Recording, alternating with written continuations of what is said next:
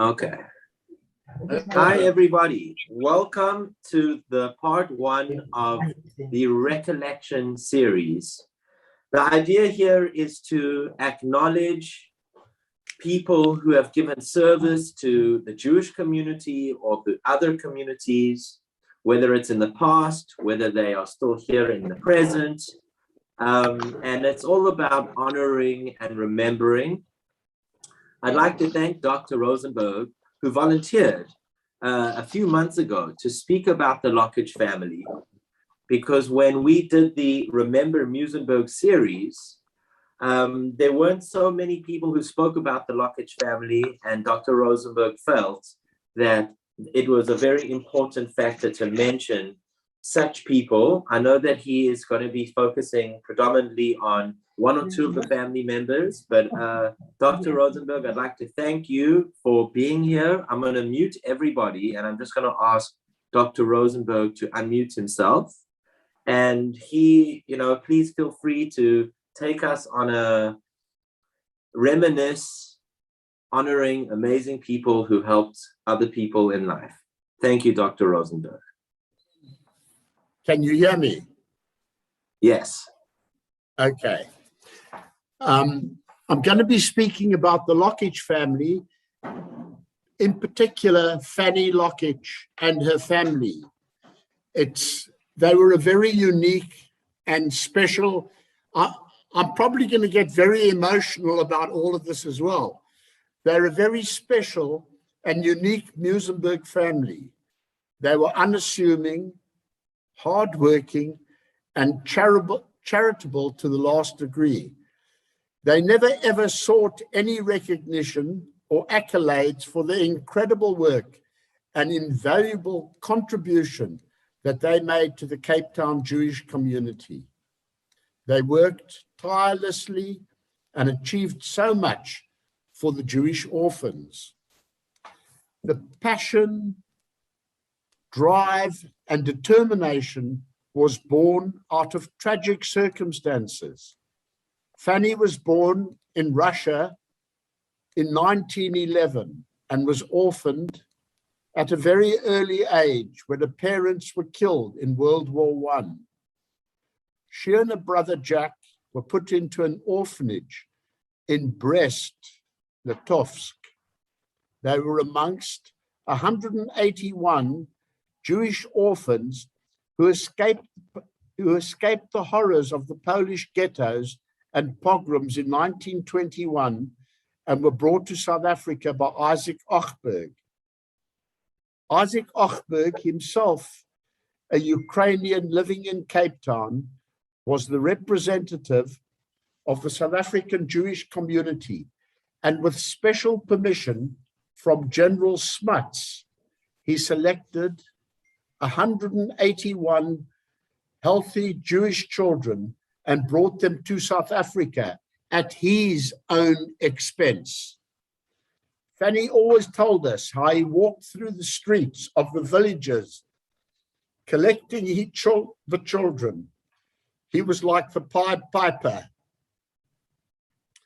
Fanny was 10 years old when she arrived in Cape Town in South Africa.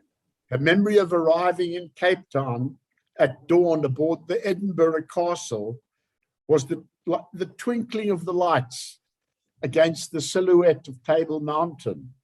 Her spirits were uplifted as she had left behind a very dark and ravaged Europe. Fanny and Jack left two sisters behind. One went to Palestine and the other perished in the Holocaust. Fanny and Jack were placed in the Cape Jewish orphanage, which became their home for many years. Jaime Lockitch, the oldest of five children, left school to support his family when his father died. His family of five children were also placed in the orphanage. Fanny and Jaime eventually married. They had three sons, Bobby, Barry, and Bryn. They lived in Musenberg. She was a wonderful mother with a great sense of humor. Fanny was feisty. Fanny was determined. Fanny was funny. Fanny was a real character. She was probably the most unselfish human being I have ever met. She always put others before herself. She actually never had time for herself. Bobby, Barry, and Bryn spent a lot of time with the orphans, and their lives were intertwined with the orphanage. The three boys had a strong appreciation for the work Fanny did, and they all inherited her humility and generosity. They were all humble in everything they did, and all gave generously of themselves. I was part of the family as they were part of my family. They lived next door to me. Fanny and Jaime were elected onto the committee of Oranje. Fanny became heavily involved in every aspect of Oranje.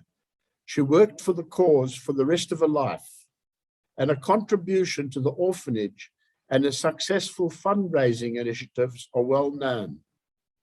Her middle son, Barry, was elected to the committee in 1971 when he joined the tradition of the Lockitch involvement in the care of Jewish orphans. He too worked tirelessly for the orphanage. Barry became the treasurer and eventually a trustee. He served on the committee for 47 years until his passing in 2018. Barry, in his quiet way, was the most genuinely kind, caring, and understanding man that I've ever met. Backed by his amazing wife, Carol, he showed a great interest in the Jewish community. He and Fanny took on different roles on the committee of Oranje, and for many years they worked together for a better future of the Jewish orphans and less Jewish children and less fortunate Jewish children. Fanny was a very successful businesswoman who stopped at nothing to achieve her goals. Nothing got in the way of her ambitions. She attributed her success and popularity in life to her early childhood ambition to be educated. This drove her to win bursaries for her own schooling. As a young widow, she made sure that she could put all three of her sons through university. She set a wonderful example and raised them all to be unbelievable men. During these years of hard work, with very little time to spare, Fanny made every effort to help the children of Oranje to make a success of their lives and take their rightful place in the community. She inaugurated the box collection project and collected enough money to build a holiday home for Oranje, the orphanage in Rosenberg.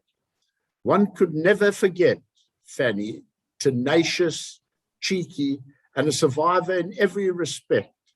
Right up to her late 80s, she would bomb around in an orange Beetle, barely seeing over the steering wheel, all 5'2" of her. She drove from house to house in the Beetle, collecting the boxes. Nothing was too much trouble for her. Throughout the years, Fanny's term on the committee, a number of significant events occurred. To mention just a few, in 1940, a large number of children were brought to Oranje to escape the London Blitz. In 1960, Jewish children were evacuated from the Congo during the revolution. In 1975, the Sarah Bloch creche was established for women who were obliged to go out and work to help support the family. In 1992, 25 Montrose Avenue was sold, and they established the group homes. During her term of office as chairlady, she was commended for the excellent way in which she handled the more difficult older children.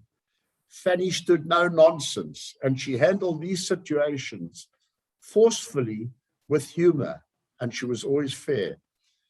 She never forgot her early years in the orphanage and worked for it for more than 50 years, eventually holding the position as honorary chairperson. She was known as a mother or granny figure. She was known as Auntie Fanny and Mamela. She was a mother figure who fought for the children of the home. Everything she did was in honor of Isaac Ochberg, the man who rescued her. Fanny passed away in 2005, aged 94. Auntie Fanny left a huge void in the lives of many, and she is lovingly remembered by her family and friends and all of those associated with the orphanage. She was an absolutely incredible person. Thank you. Mervyn, thank you so much. We do have quite a lot of people, and I'm going to open up in a few moments. If anybody has memories of any of the Lockitch family, and I'm sure some of you do, I just have one or two questions while people are, either writing in the chat their questions, or you can just unmute yourself and ask a question. One question, Mervyn, and obviously I didn't know the Lockitch family or Aranya, but how many orphans were there in Aranya at its peak, and also where did they come from? Are these orphans of the Holocaust, or is this from other reasons that they're orphans in South Africa? Just unmute yourself, Mervyn. Just unmute yourself. Sorry. From what I understand, the orphanage was started in 1910, and the majority of them were from when the majority were the Lithuanian Jews that arrived here in that period, that were living in shacks and everything like that, and they weren't able to support themselves and their children. And then they came in at different periods from different times. I was on the committee for a period as well when late Barry was the chairman, and he got me involved as well. At that time, the majority of them had come from broken homes, or where there was only one parent and they weren't able to support themselves. But it is and has been an absolutely incredible organization for the Cape Town Jews. Of the 181 that were brought out here, that Isaac Ochberg brought out here, half stayed here and half went up to the, from what I can understand, to the orphanage in Johannesburg as well. Mm-hmm. I'm not sure how many there are at the moment, or what the situation is at the moment. Okay, and I just have one last practical question, because I can see someone saying that there's a whole book about this on Amazon, which I didn't know about. Yes, there is. And I would look more into that. But in terms of funding of the orphanage, was this, I mean, in the early days, I imagine this was early South Africa. You mentioned 1910. I don't know how many Jews were in South Africa in 1910. My own great-grandparents, who I thought were one of the early ones, were in the late 1890s. I mean, that was even before the Anglo-Boer War. Who's funding this orphanage? There was, in those days, there were a whole group of them in those days. There were some very wealthy, I imagine some very wealthy from the mines that were involved in the mines. I'm sure they must have helped contribute towards them. How many Jews there were in South Africa, I'm not sure. But as you know, the first community, the first Jews to arrive in South Africa actually came with Jan van Riebeck on the Dromedaris, but they were forced to convert. There were two of them, Jacobson and Heilbronn. They were forced to convert. But the first Jewish community was set up in Cape Town, at the Cape Town, the Cape Town Hebrew congregation, which was 1841. That was the first community, and there were, I think, 10 or 12 families that came out with the 1820 settlers. The majority of them came out. It's quite interesting to go into that, because one of my hobbies involves collections of ancient letters associated with the Cape of Good Hope, and I've got the original letters and everything that were involved in the setting up of this of the Jewish congregation. But, okay, wow. yeah, and Well, I have an idea that a Cape Town orphanage in 1910, I'm not sure. I think it is older than the one that was in Johannesburg. But I'm sure there'll be people in the audience that will be able to answer that. Yes, I see in the audience even some names that I haven't seen a long time from the United States who I think were at Oranje, so they might be able to answer some questions. So I'm going to open up for questions. Just one last question before I'm just giving people time to think, Mervyn. One last question that I have is, as a next door neighbor of Fanny Lockage and the Lockitch family, are there any stories that you can remember, personal stories about something like behind the scenes of the orphanage from Yes, being a yes, I neighbor's? can. Okay. I had just qualified as a dentist, and she came to me as a patient, and she had her dress inside out, and I said, Auntie Fanny, your dress, you've got it the wrong way around. And she says, that's nothing, and she took it off and changed it. I'll never forget that.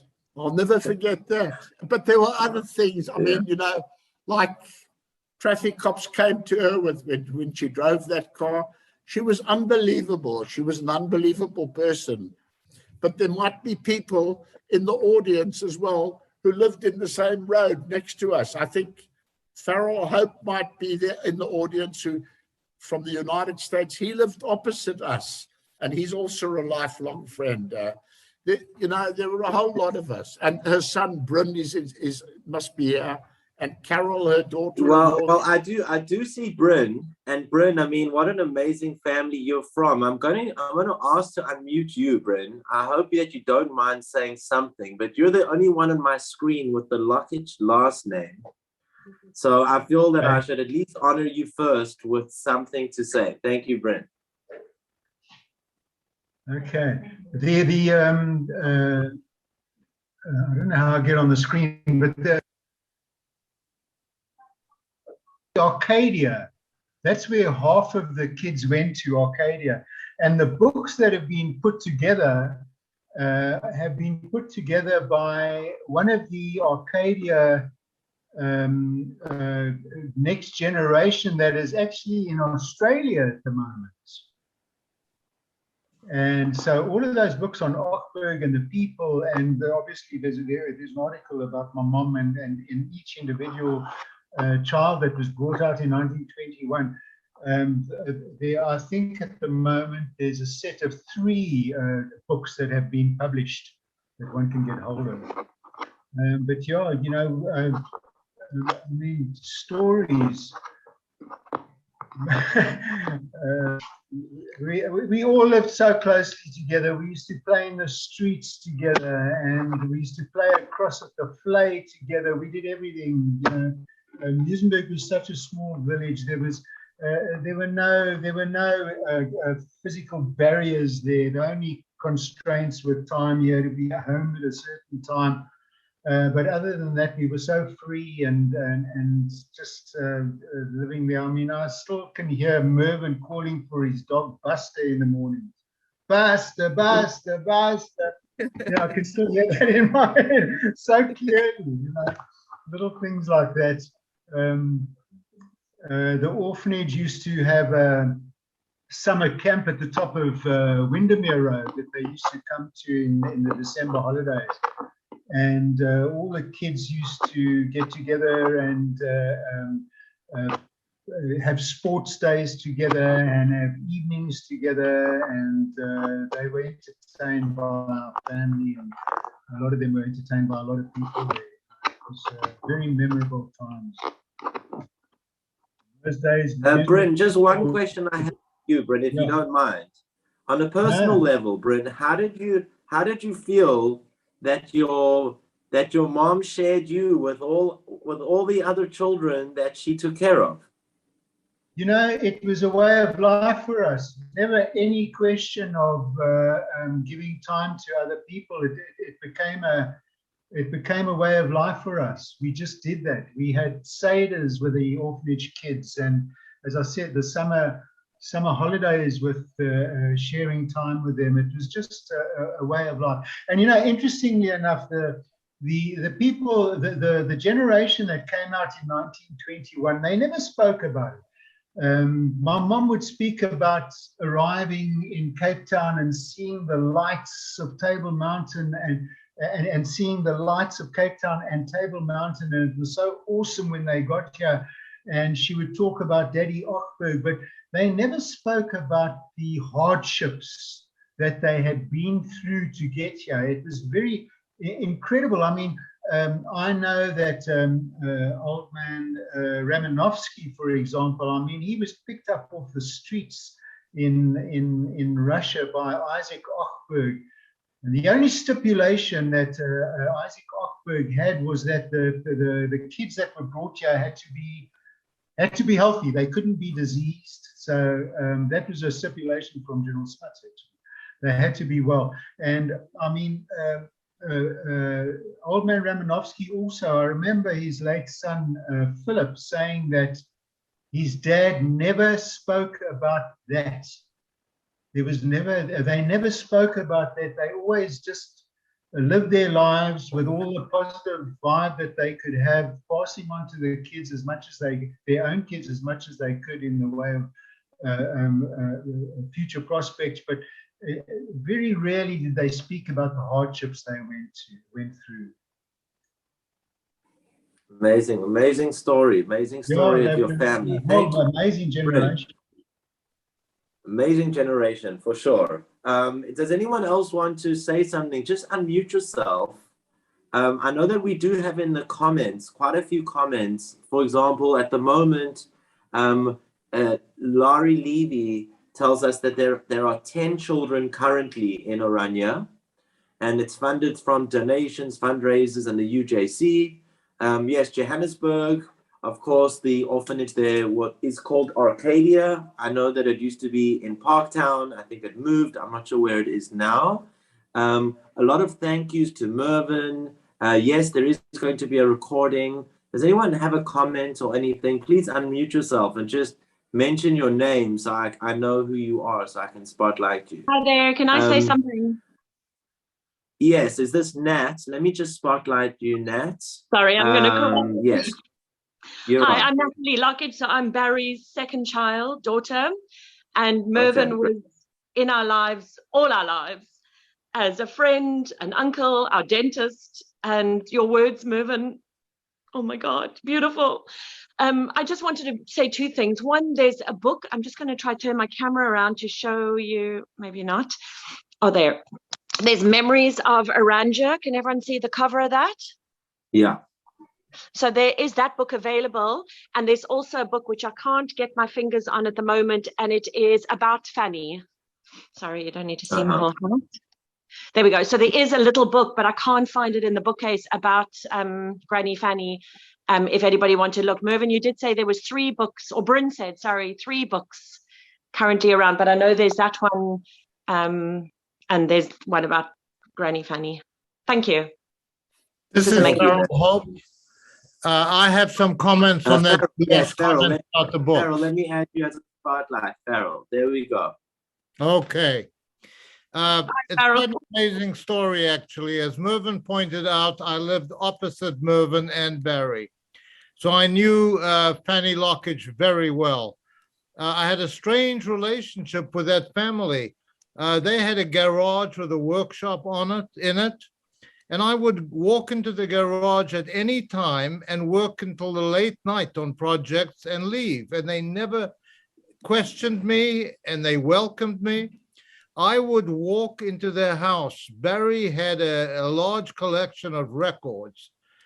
And I would walk in and go to their living room and play records for half the day. Never said a word. It was actually quite amazing the way they accepted me. What I wanted to talk about, though, was with regard to those books. I live in a small city in northeast Wisconsin. And I was attending a program that was being given in a local church, actually, on photography. And I recognized the South African accent of someone who asked a question. So afterwards, I walked up to him and I said, "You're from Cape Town?" He said, "Yes, my name is Bernard Green." And we chatted a while. And he said, "I would really like you to come and meet my family." So we set a date and I went over one evening to meet Bernard Green and his wife, Eunice. While we were, after a short time, and we started to talk where we came from, Eunice said, "I'll show you a picture of my mother." And she pulled out a book and opened it to the frontispiece picture. And there was Fanny Lockage. And I looked at and I said, "I lived opposite Fanny Lockage my whole life in South Africa. She had 3 sons. She didn't have a daughter." She said, "No, this is my mother," and showed me the book. And the book was the story of the Oranjezicht home. She said, "I went to that home, my sister and myself, and as far as I'm concerned, Fanny is my mother and always has been." I subsequently, Barry Lockitch has visited me at least 3 times at my home, which Mervyn never has. And I made sure that he contacted her. And actually, she put her sister in Johannesburg, who also was in the home with her. The amazing thing was when she read this, Fanny had spoken about her experiences in the first section and why she came there.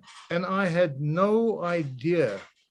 And we often don't have any idea how the people around us have lived and what they've been through. Because in that write-up, she spoke very vividly about the orphanage she was in. She mentioned it there as being in Poland and looking from the top window at the battles and seeing the dead Russians and Polish soldiers on the street. Never mentioned anything like that, in my time with them. When I just brought one picture here to show you, it's actually composed of 3 pictures of Barry and some of the things we did. If you look at these pictures, we are doing the same thing. Starting off on the black and white, we're standing in front of the Balmoral Hotel at the Rosenberg Pavilion. And what we're doing, Barry is making me show my hands. I'm in fully dressed there, Barry's in a swimsuit. And he's always mocked me because I spent a lot of time playing around with cars and motorcycles, and I had grease worked into my hands. The next picture is him coming to visit me in Canada, and we're down at Niagara Falls, and he wanted a picture again showing my hands because my habits hadn't changed. And the last picture is the last time he visited me, where I now live in Wisconsin, and we took the picture of hands again. So my friendship with Barry not only was right through my years in Musenberg, but it continued. There were a few people that I kept total connection with when I left in '65, and Barry was one of them. And he never failed to come up and see me on most of his trips when he went through to visit his brother Bobby in Vancouver. I also kept in contact with Bobby, and Bobby used to come and see me in Montreal. I will say, I never heard Bobby ever say anything negative about anyone. Bobby was probably the nicest man in that sense that I've ever known. All the Lockages were like that. Absolutely. Absolutely. Yeah, I can't remember them ever being unpleasant about anyone. And when Barry died, I sent an email to Brian, and I said, you know, the first thing I did, I played, because you remember, Mervyn, we used to sing the song, the theme tune from Do Not Forsake Me, Oh My Darling. And Brian said to me, I took out my guitar and I picked that out last night. And that was the day after he passed. So I think we all knew many things about Barry, and we spent our formative years with Barry. And there were some incidents I remember well, and Brian will remember this. Brian, we were playing poker at Barry's house, and Brian wanted to join, but Brian was like 2 or 3 years younger than us, and that's a big gap at that time, but he insisted we let him play. And Desmond Cohen was there playing, and Desmond cleaned up the table. And as Desmond got up to leave, and he reached for the money, we said, what are you doing? And he said, I'm taking my winnings. And we said, oh no, you can't expect to actually play money here with Brian at his age, putting in money in the pot. No, the money goes back to the people. Desmond stormed out of that house in a rage. I don't think he spoke to us again for about a month. Do you remember that at all, Brian? It was our formative years there. You know, we went through all the growing up, and there are some people that you know, that have passed. In fact, there's a lot of people that have passed from our childhood, and Barry Lockitch is one that I think of every single day. Well, Farrell, thank you so much for all of that. I did notice there's another Lockitch here on my screen, Hilton. I'm not sure if you want to talk, Hilton, but if you want to, just unmute yourself. Does anyone else want to say anything? Just please say your name so I know. Just unmute yourself first and then say your name so that I know to spotlight you. I'd like to say David something. Etheridge. Can you hear Okay, let me find you, David. Hang on, Hilton's Yes. trying to Fine. speak. I'd like to say something. Okay, so let's go to Hilton first, because I mentioned his name, and then we'll, David, I'm going to let you go directly after Hilton. Hilton, I'm trying to see, it's not allowing. I have a problem with my audio still. Okay. Can you hear me, Ryan? I have a problem with the audio still. David, I can hear you. Hilton, you're next. I can't spotlight you yet. Okay, David and then Hilton. Go for it, Dave. I have a problem with audio. Can you hear me, anybody? Yes, we can hear you. Yes. Yes? Yes. Okay, thanks, Brian. Unfortunately, I couldn't hear Mervyn's opening because something came up and I was going to drop the recording, watch the recording. But before Mervyn dissolves into tears, I just want to throw in an odd comment, and it's great having Farrell there. Farrell actually touched on something that I wanted to say about the Lockitch family. Just to put it into context, Nat, because I never met you, but it was lovely to hear what you had to say about your dad. Mervyn lived right next door to the Lockitches, and I lived 3 houses down. Farrell was opposite after he moved down from next to the main road.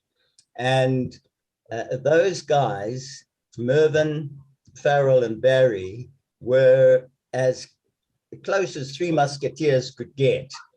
And they had their own particular set of interests, and they played a lot of sport together. I just want to throw in the following. I used to play tennis with Barry roughly every Sunday at Clovelly Country Club. That was great.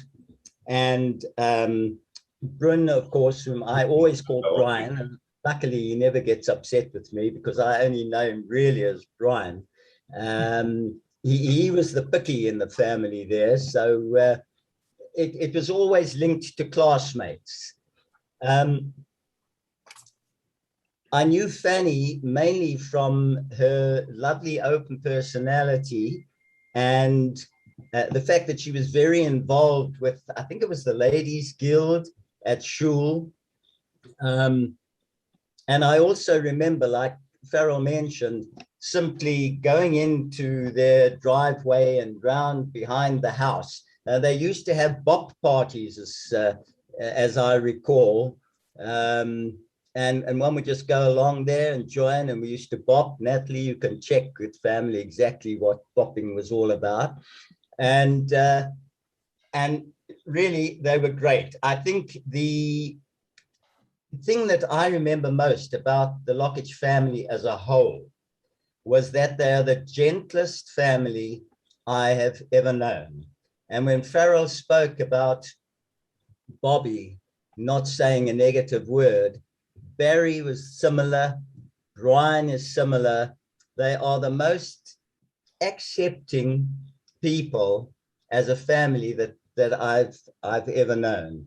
And I just wanted to throw that in. I never really had the pleasure of knowing your parents closer, Brian, but as it was said a few moments ago, we all grew up as a collective, and the very mention of the name Lockitch obviously draws one straight away into that collective.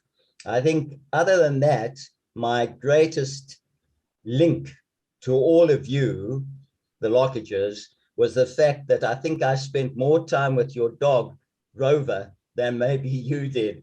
Now, I was crazy about Rover. I think you spent more time at my house than you did at your house. But so be it. I just wanted to throw that in. Mervyn, I'll listen to your recording later. Thank you, David. Thank you, David. As usual, great to see you. Hilton, if you don't mind just unmuting yourself, Hilton. I have spotlighted you, and then just tell us, who you are and yes, we can hear you. So I'm Bryn's son, and yeah, I just want to say, Granny Fanny, I remember being at school and bumping into kids at Herzliya in Standard 2 that knew her and lived with her and still called her their mother. This was 2 generations down. And funny enough, even now, my son, that's now 18, a few years ago, had a friend in his class who also had someone that was living at Oranje and knew Fanny, Granny Fanny, very well, and also looked at her as this matriarch of Oranje. So the legacy continues. The pictures and the just the characteristics of her orange beetle and her teglach and her tins that she used to come knocking on doors for money and all the good that she did is just, I mean, I hear about it all the time. So great tributes, and thanks, Merv, for talking. And yeah, it's wonderful to hear all these stories. Hilton, can I just ask you one question now that you're here, because you're the 2 generations down, not to make you guilty or any of your cousins guilty, but or anyone who went to the school, but is anyone named after Fanny? Do you know of anyone who has either her Hebrew name or her name, etc.? I'm not sure, actually. You'd have to ask the older generation. I'm named after Jaime. What was her Hebrew name? That's Hilton with the HY is after Jaime. Okay. Fanny? No, I'm just asking. Her Hebrew name was Fager. Her Hebrew name was Fager. Fager. Okay. My dad well, If I have a child, I'll name the child after Fanny. Baruch Hashem. Okay, great. Well, thank you. I mean, I was just interested because obviously I'm sure there's been so many people who have honored her in every way. It sounds like, we're honoring her now. I was just interested in terms of name because that's quite prevalent amongst Ashkenazi Jewry as well. Anyone else want to say anything after Hilton? Otherwise, I we just can kind add of. something based on the last comments? Y- Farrell. Yes, Farrell, I'm just going to highlight you, Farrell, yes. Thanks. This is mainly for Brian or Bryn. There was another contact between our family, or I should say a common thread that ran between the Lockitch family and ours. And that was Lewis stores and Universal stores. Fanny's husband, Jaime, worked as the manager at Weinberg Lewis stores. And Fanny was the secretary to Stanley Lewis, who was also, I think, the president of the Orangezicht home. As it happened, when he left there and went to Plain Street, my father went to work for Lewis stores as the manager in Weinberg. And my mother also ended up working as secretary for Stanley Lewis for some time.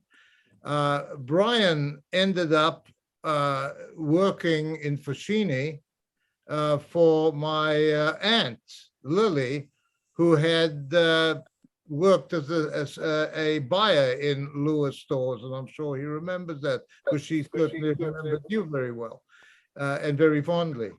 And, or she did before she passed on. So there was this sort of continuum between the two families, and when people worked for Lewis stores, that's what they spoke about at the dinner table most of the time. So that was just a very interesting connection, and it made us closer in ways. I just wanted to say that. Thanks. Thank you, Farrell. Thank you. I've seen, you know, Gerald, welcome. We've got people from all over the world here, Canada, Wisconsin, all over South Africa, I'm sure other places as well. Does anyone have any last comments? Or I know there's a lot of participants here. I don't know if anyone who was who was at Orania is here on this call, and I don't want to force anyone to speak. But if anyone was actually there and you're comfortable in speaking, please just let us know, and we'd love to hear your story and your impression of the Lockitch family. Has anyone else got any closing comments? While I'm waiting, obviously it's one of the greatest commandments in the Torah to take care of the orphans. It's mentioned many, many times. And actually in the Torah it says you have to take particular interest and care of the orphans wherever you are.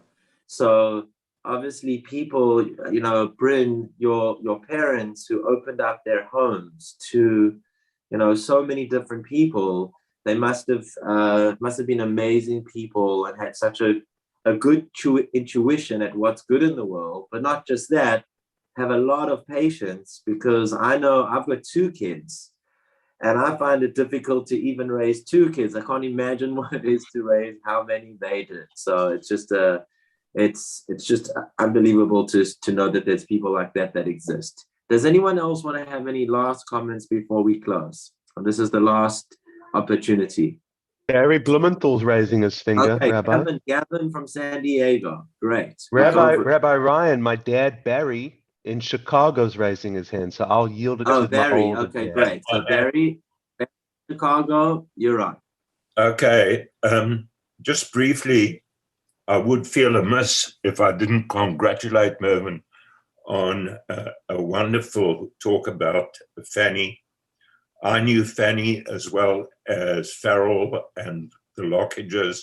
I didn't know the whole story, the depth of it, but there are some relationships to the Lockage family and to something that Farrell said that I just wanted to mention. First of all, the late Bobby's wife, Gillian, who was Gillian Kelly, I went to medical school with.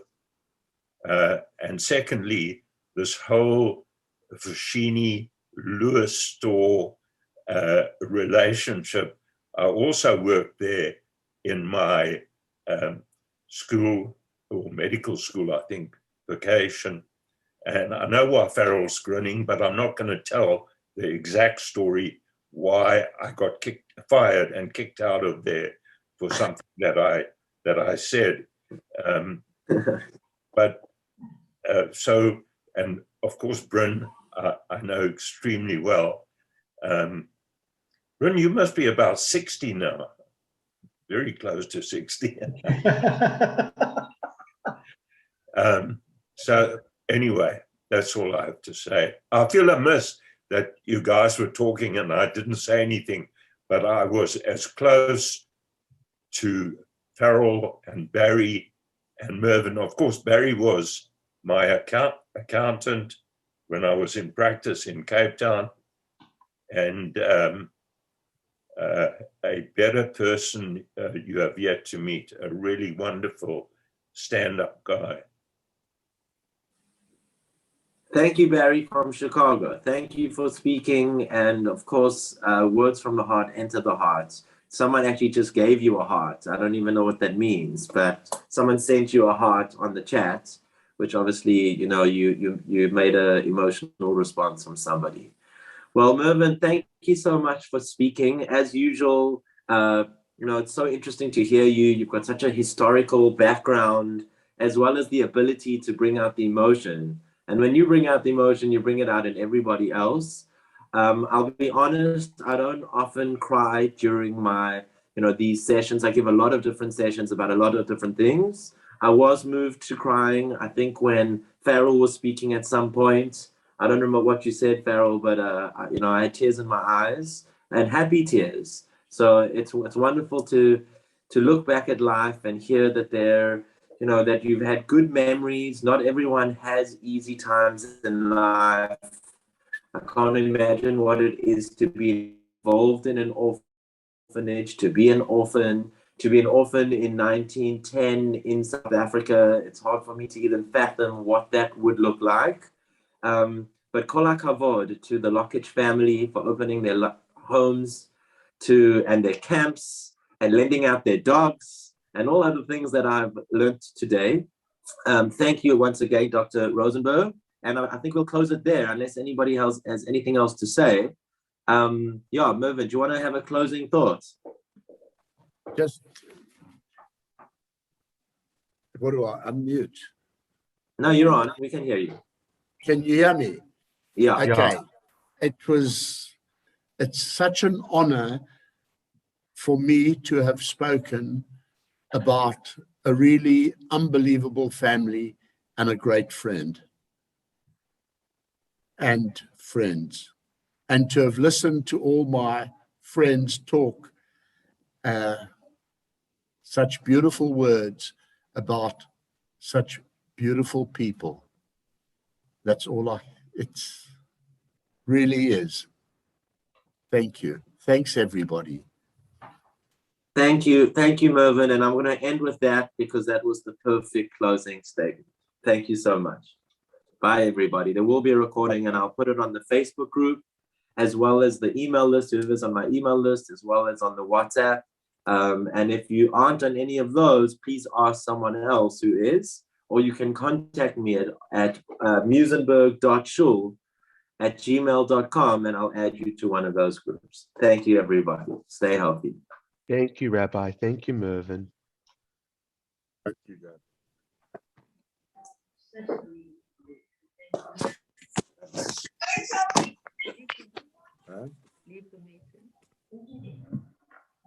Keep well, everyone. Thank you, Alison. You too. All the best. Nice talk, Mervyn. Mervyn, it was amazing. Thank you. So Thank good. you. Thank you so much, Merv. It always means Thank you. You nailed it, Mervyn. See you all next Lovely week. to see you, Farrell and Barry. Thanks, Mervyn. See you Thank all you next very much. week. I'm really honored that everybody paid such tribute to my family. I'm really, really touched and nice. Wonderful to see all of you. And thank you so much. Thank you.